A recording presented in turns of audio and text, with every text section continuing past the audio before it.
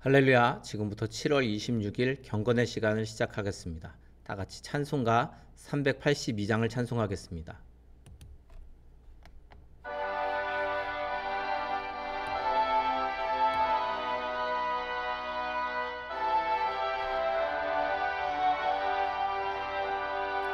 너 근심 걱정 말아라. 주 너를 지키리. 주 날개 밑에 거하라. 주 너를 지키리. 주 너를 지키리. 아무 때나 어디서나 주 너를 지키리. 늘 지켜주시리. 어려워 낙심될 때에 주 너를 지키리. 위험한 일을 당할 때 주 너를 지키리. 주 너를 지키리. 아무 때나 어디서나 주 너를 지키리. 늘 지켜주시리. 너 쓸 것 미리 아시고 주 너를 지키리.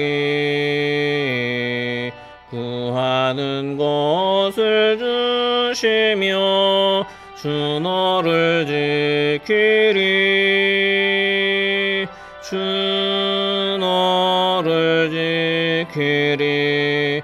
아무 때나 어디서나 주 너를 지키리.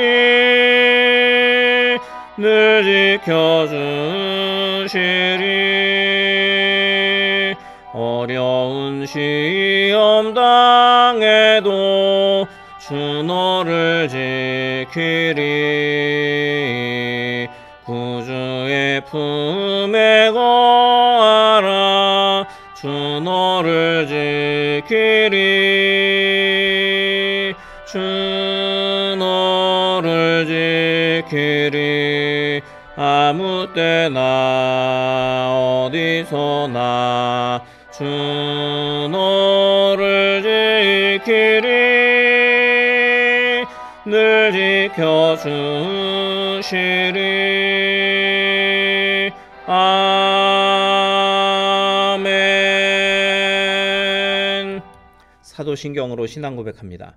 전능하사 천지를 만드신 하나님 아버지를 내가 믿사오며 그 외아들 우리 주 예수 그리스도를 믿사오니 이는 성령으로 잉태하사 동정녀 마리아에게 나시고 본디오 빌라도에게 고난을 받으사 십자가에 못 박혀 죽으시고 장사한 지 사흘 만에 죽은 자 가운데서 다시 살아나시며 하늘에 오르사 전능하신 하나님 우편에 앉아 계시다가 저리로서 산자와 죽은 자를 심판하러 오시리라.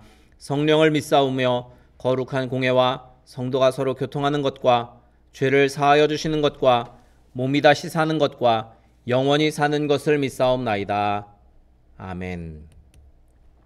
하나님의 말씀은 마가복음 13장 1절부터 13절까지의 말씀입니다. 마가복음 13장 1절부터 13절까지의 말씀을 다 같이 한 목소리로 읽겠습니다. 예수께서 성전에서 나가실 때에 제자 중 하나가 이르되 선생님이여 보소서 이 돌들이 어떠하며 이 건물들이 어떠하니이까. 예수께서 이르시되 네가 이 큰 건물들을 보느냐. 돌 하나도 돌 위에 남지 않고 다 무너뜨려지리라 하시니라. 예수께서 감람산에서 성전을 마주대하여 앉으셨을 때에 베드로와 야고보와 요한과 안드레가 조용히 묻되 우리에게 이르소서 어느 때에 이런 일이 있겠사오며 이 모든 일이 이루어지려 할 때에 무슨 징조가 있사오리이까. 예수께서 이르시되 너희가 사람의 미혹을 받지 않도록 주의하라. 많은 사람이 내 이름으로 와서 이르되 내가 그라하여 많은 사람을 미혹하리라. 난리와 난리의 소문을 들을 때에 두려워하지 말라. 이런 일이 있어야 하되 아직 끝은 아니니라. 민족이 민족을, 나라가 나라를 대적하여 일어나겠고 곳곳에 지진이 있으며 기근이 있으리니 이는 재난의 시작이니라. 너희는 스스로 조심하라. 사람들이 너희를 공회에 넘겨주겠고 너희를 회당에서 매질하겠으며 나로 말미암아 너희가 권력자들과 임금들 앞에 서리니 이는 그들에게 증거가 되려 함이라. 또 복음이 먼저 만국에 전파되어야 할 것이니라. 사람들이 너희를 끌어다가 넘겨줄 때에 무슨 말을 할까 미리 염려하지 말고 무엇이든지 그때 너희에게 주시는 그 말을 하라. 말하는 이는 너희가 아니요 성령이시니라. 형제가 형제를, 아버지가 자식을 죽는 데에 내주며 자식들이 부모를 대적하여 죽게 하리라. 또 너희가 내 이름으로 말미암아 모든 사람에게 미움을 받을 것이나 끝까지 견디는 자는 구원을 받으리라. 아멘. 오늘 말씀의 제목은 마지막 때에 필요한 것이라는 제목입니다. 예수님께서는 세상의 마지막 때에 대해서 분명하게 말씀하셨습니다. 끝이 있다라는 것입니다. 그리고 그 마지막 때는 예수님이 다시 오시는 그날입니다. 우리는 예수님의 재림을 기다리는 마지막 시대를 그렇게 살고 있습니다. 그렇다면 이 마지막 시대를 우리가 어떻게 살아야만 지혜로운 삶일까? 오늘 주님의 말씀을 통해서 그것을 우리가 생각해 보고자 합니다. 예수님께서는 성전이 파괴될 것이라고 말씀하심을 통해서 이 세상의 끝이 있음을 예언하셨습니다. 성전의 크고 화려함 또 견고함에 탄복하던 제자들에게는 아마도 쉽게 이해되지 않는 그런 말씀이었을 것입니다. 오늘날도 마찬가지입니다. 인간이 만들어낸 문명, 참으로 커다랗고 또 훌륭해 보이는 이 문명은 이 세상이 영원할 것 같다고 착각하게 만드는 것입니다. 사랑하는 성도 여러분, 예수님이 재림하실 것을 소망하십니까? 예수님께서는 재림에 대해서 반복적으로 그렇게 제자들에게 가르치셨습니다. 제자들은 예수님의 재림을 기다리면서 순교까지도 마다하지 않았습니다. 성도로서 우리가 예수님의 재림을 소망하거나 또 기대하지 않는다면 예수님을 진짜 믿는다고 말할 수 없을 것입니다. 우리는 매일 예수님의 재림을 소망하고 또 그날을 준비하며 그렇게 살아야 합니다. 그런데 이 마지막 때에 대해서 이야기할 때 이 마지막 때에 일어나는 여러 가지 재난들이 있습니다. 이것 때문에 사람들에게 두려움을 주게 되는데 문제는 이러한 두려움을 틈타서 미혹하는 자들, 속이는 자들이 등장하는 것입니다. 그들이 어떻게 속입니까? 첫째는 세상이 곧 끝날 것이다 라고 속입니다. 그러나 마지막 날에 대한 징조는 세상에 끝이 있음을 알려주는 것이지 세상이 당장 끝난다는 것을 뜻하는 것은 아닙니다. 또 한 가지, 자신이 그리스도라고 속이는 자들이 수도 없이 많이 일어날 것입니다. 그들은 이 어려운 때를 타게 할 해답이 바로 자신이다. 자기 자신이 이 구원을 할 수 있는 구원자다라고 사람들을 속입니다. 어떤 사람이 이런 사람들에게 속아 넘어갈까요? 다시 오실 그리스도에 대한 바른 지식이 없는 사람들, 성경에 대해서 제대로 모르는 사람들이 미혹당하기가 쉽다라는 것입니다.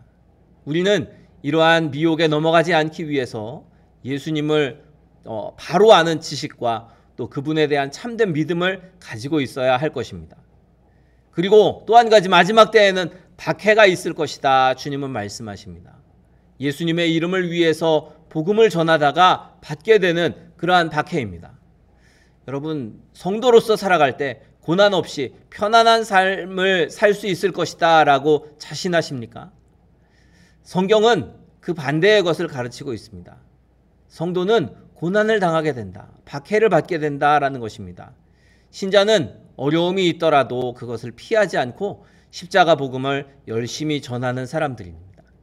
심지어 복음을 위해서 고난을 자처하기도 하는 사람들이 바로 성도입니다. 편히 사는 길도 있을 것입니다.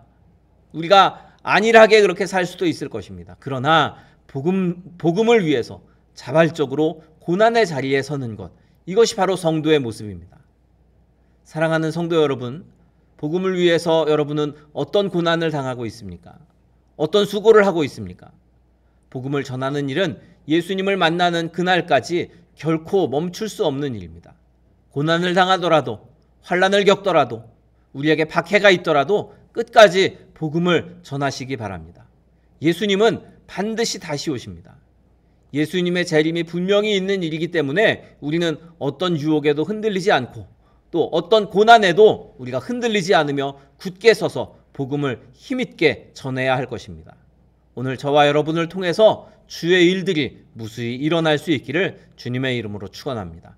우리 찬송가 382장을 다시 한번 찬양하고 통성으로 기도하시다가 자유롭게 마치도록 하겠습니다. 찬송가 382장을 찬양하고 통성으로 기도하실 때 오늘 말씀을 기억하면서 우리가 마지막 때를 잘 준비하고 또 지혜를 가지고 주님 오실 때를 기억하며 또 준비하는 삶을 살게 하소서 기도하시고, 또 우리 교회를 위해 또 나라와 민족을 위해 또 우리 성도들을 위해서 중보기도 하시고 또 우리 각자의 기도의 제목으로도 통성으로 기도하시다가 자유롭게 마치도록 하겠습니다. 찬송가 382장입니다.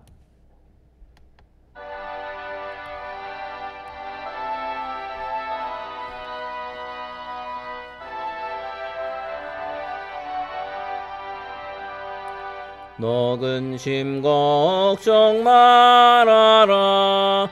주 너를 지키리. 주 날개 밑에 거하라. 주 너를 지키리. 주 너를 지키리.